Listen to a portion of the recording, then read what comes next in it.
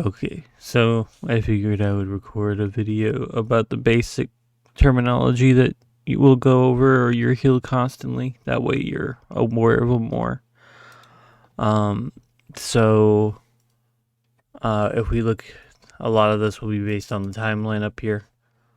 So basically, starting out on the timeline, you'll notice that you have multiple white ticks here. So you have a total of 4 white ticks, and then there's another big white tick.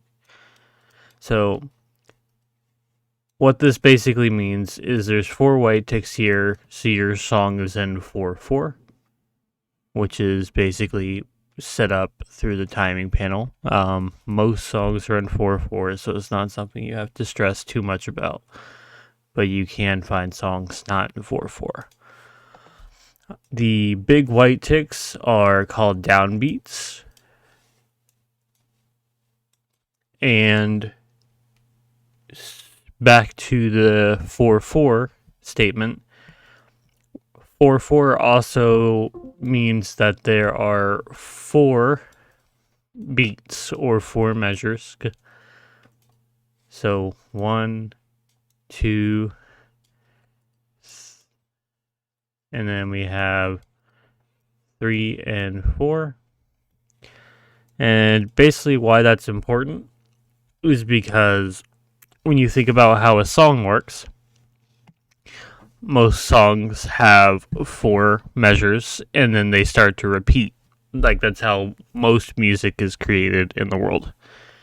So by following that, basically, like, measure 1 is similar to measure 3, and then 2 is similar to 4.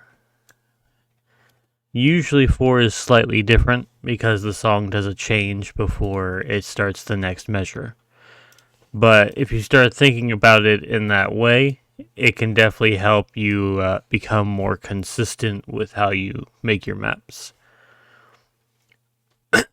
Going into usage terms, so if somebody tells you, if we say like a 1/1, a 1/1 is basically going from a white tick to a white tick. So you have either a 1/1 slider like that, you have 1/1 circles like that, and then you have 1/2, which is going to the red tick, and then of course 1/2 would be like this, and then you have 1/4. 1/4 is being the blue tick stuff.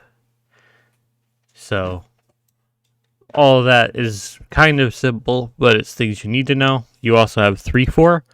3/4 are these sliders that go to the blue tick right before the white tick.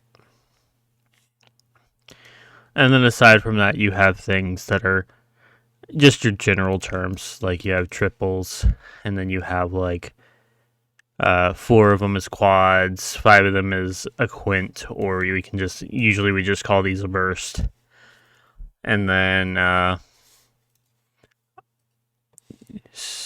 outside of that sort of thing, that's kind of like a general overview of like what the most of the basic terms are, and also just sort of an overview to help you have an idea of where to get started.